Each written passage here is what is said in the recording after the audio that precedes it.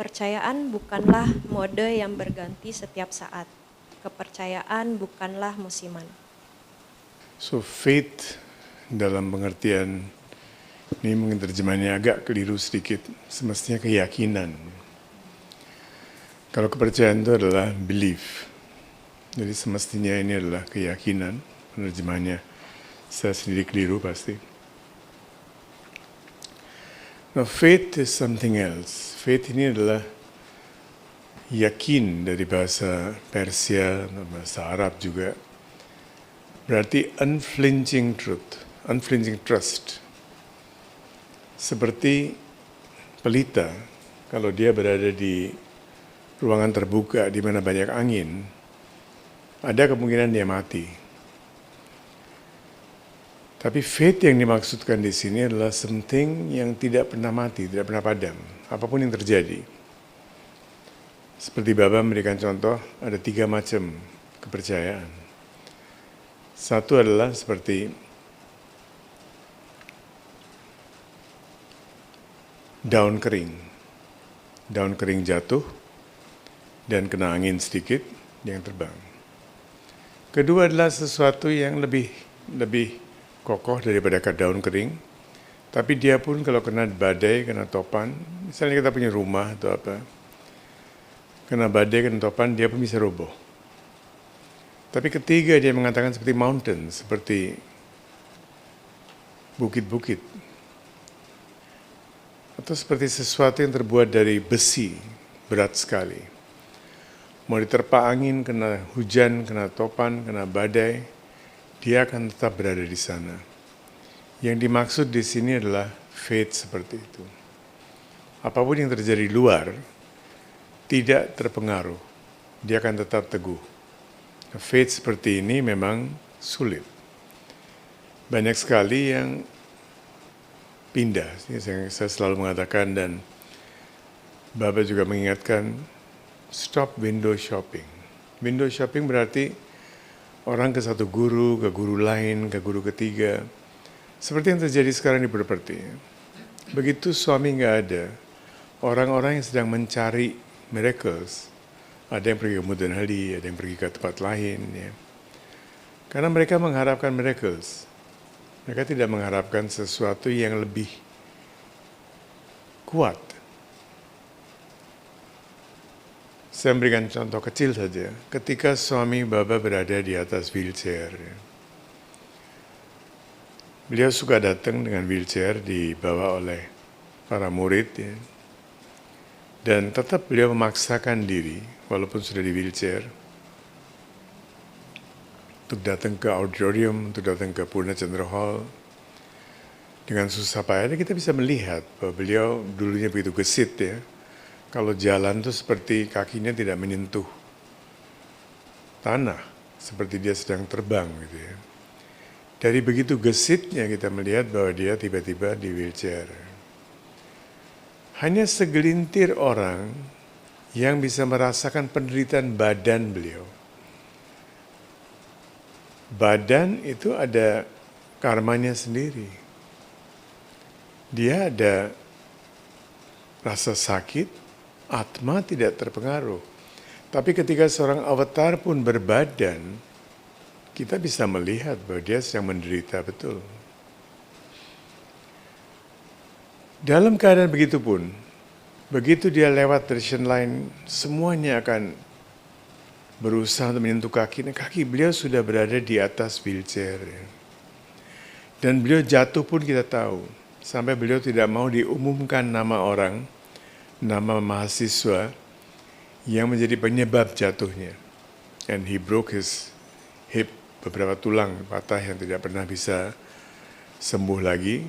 Dia berada di atas wheelchair. Seorang anak yang lagi zil ingin menyentuh kaki Baba, ada anak lain, mahasiswa lain yang sedang membawa wheelchair itu, dan ini anak ini tiba-tiba muncul dari darshan lain, walaupun sudah ada peraturan bahwa mahasiswa, anak-anak, bahkan anak-anak kecil itu nggak boleh memberikan contoh yang tidak baik. Mereka harus tunggu giliran, kalau Baba datang baru boleh. Dan Baba pun kalau datang, dia akan mengatakan kepada orang itu yang bersangkutan, Charan sparshale, you can touch my feet. Kalau beliau tidak mengatakan touch my feet, we don't dare to touch. Apalagi yang volunteers, pengurus, we don't dare to touch the feet. Karena itu Baba jatuh. Kita semua tahu Baba jatuh dan he broke his so many bones. Serangkut tulang ekornya ya, jadi nggak bisa duduk lagi. Dalam kondisi begitu, apa kita tidak cukup untuk berada di jauhan dan menyebut nama beliau atau minta apapun, petition? Suami bahkan mengatakan, I'm everywhere. Yang tidak punya uang tidak usah berjubel-jubel datang ke sini. Jangan memaksa diri. Jangan pinjam uang untuk datang ke sini. Banyak teman-teman kita ketika di Jakarta, di Bandung, di Bali, mereka harus pinjam uang datang ke Puttaparthi. I told them, look, Swami has said this, kalau kamu punya uang, itu adalah penggunaan uang yang bagus. Tapi kalau harus pinjam kanan kiri, atau masih ada kebutuhan yang mendesak di rumah tangganya, dan menggunakan uang itu untuk pergi ke Baba, that's not right. Tidak ada orang yang bisa merasakan penderitaan badan Baba. Saya masih ingat kita ke sana terakhir kali waktu sebelum beliau mengambil Mahasamadhi. Saya lihat dari kejauhan dan saya bilang kepada teman-teman yang satu grup waktu itu, I cannot enter the ground. Saya tidak bisa masuk ke ground Pershanti itu karena saya melihat kondisi begini, nggak tahan saya. Dan saya berada di depan, saya mempersilakan mereka masuk ke dalam, di dalam beranda itu di mana mereka harus duduk ya. Karena saya juga kadang-kadang khawatir ya kalau mereka ada yang mengenal saya, mungkin mereka akan memberikan saya first seat or something, and Swami, this condition I cannot see. Saya tunggu di luar. Ya. Nah, faith berarti kita juga memahami kondisi orang lain. Apalagi beliau adalah guru kita, beliau adalah maha guru, beliau adalah avatar, beliau adalah satguru, apapun sebutan kita bagi beliau. Kita mengucapkan maha guru atau avatar, very far. Tadi arti di tempat Baba ya, yang kita nyanyikan juga di Geraha, Narayana Narayana Om, yang terakhir, ya. Jaya Satguru Deva. Ketika kita mengatakan Baba sebagai guru, ada hubungan yang sangat dekat. Kalau kita mengatakan Baba hanya sebagai Bhagwan, hanya sebagai avatar, saya sering membahas tentang hal ini. Bhagwan is very jauh, very far. Bhagwan adalah satu konsep. Kita mau mengisi konsep itu dengan apapun juga boleh. Kita mengisi dengan wajah Ganesha boleh, dengan wajah siapapun dari tradisi lain boleh. Tapi ketika kita mengatakan Swami sebagai Satguru, berarti kita menganggap wujud beliau sekarang sebagai Satya Sai Baba as our guru. Apakah kita tidak punya kewajiban terhadap wujud itu? Ketika wujud itu sedang menderita, what should we do? What should we do? Banyak sekali cerita-cerita dalam buku Jatuh Bangun ya. What should we do? Makanan beliau apa? Apa yang beliau suka makan?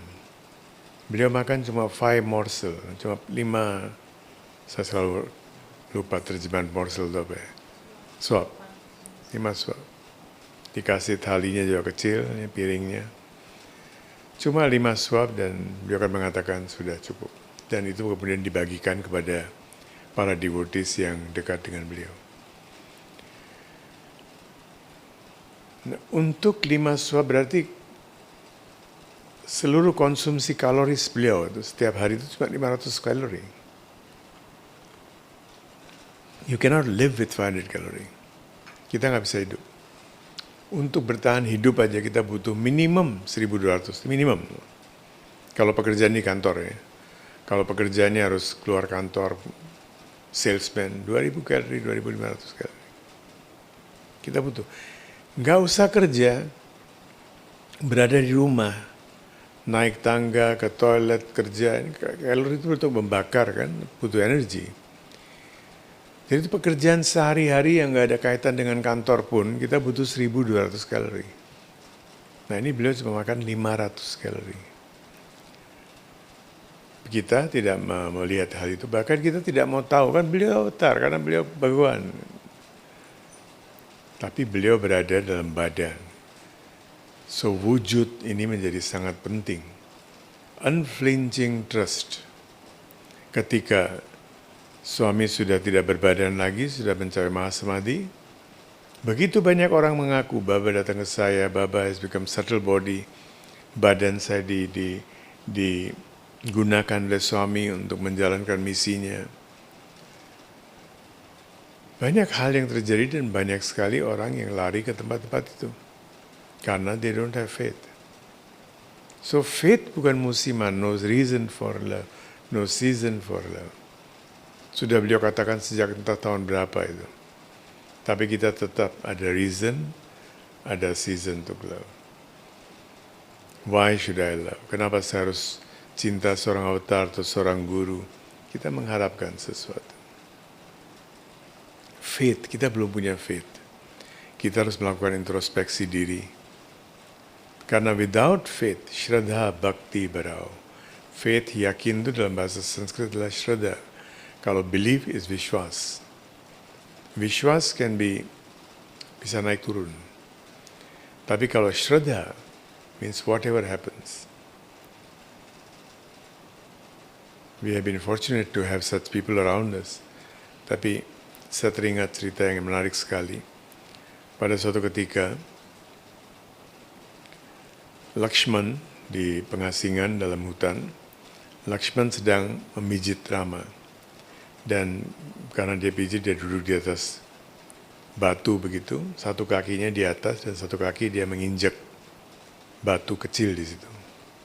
Di bawah batu itu ada frog, ada katak ya.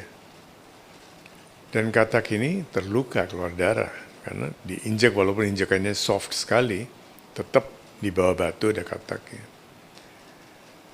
Nah, Lakshman yang sedang memijit sampai ke kaki, dia mulai pijit dari atas ke bawah, sampai kaki, dia melihat ada frog di sana. Dia sedang berdarah-darah.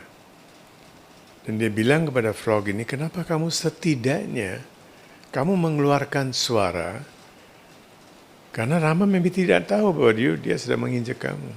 He said, no Lakshman. Kalau ada orang lain melukai saya akan minta bantuan dari Rama. Oh Rama, please help me. But if Rama is hurting me, kalau Rama melukai saya harus minta bantuan dari siapa? That's his will. This is faith. This is faith.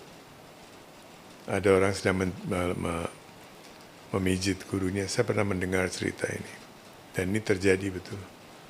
Dan dia ketika sedang memijit itu, entah bagaimana tangannya itu terkena atau whatever it is, dan luka tangannya.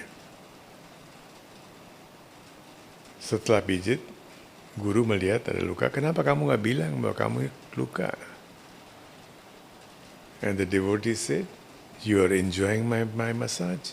That was more important. I was looking at you. And you are enjoying it. Luka ini nggak ada artinya. That is faith. That is faith. Unflinching faith. Kalau ketemu dengan orang seperti itu, seperti frog itu, seperti orang itu, go and bow down to him, to her, to the animal. We have to learn Shraddha Bhakti Barao. Baru terakhir, santan ki seva. Baru seva. Dan seva juga nggak sembarangan loh. Santan ki seva. Seva pun ditujukan kepada para sant. Sant itu seant. Yang sudah mengakhiri semua keinginannya. Jadi bukan cuma santa. Tidak. Sant itu adalah orang yang sudah mengakhiri semua keinginannya. His life is no more for himself, for herself. Apapun yang dia lakukan adalah untuk kebaikan kita semua. That is sant. Baru melayani sant seperti itu. Pertama Shraddha, keyakinan yang unflinching trust. Kemudian adalah faith, unflinching trust. Ya. Kemudian adalah bhakti, mengabdi. Dan terakhir, sewa kepada para santo. Jangan dijadikan musiman. Anytime we have the chance, do it. Don't waste your time. Okay? Thank you. Anandam.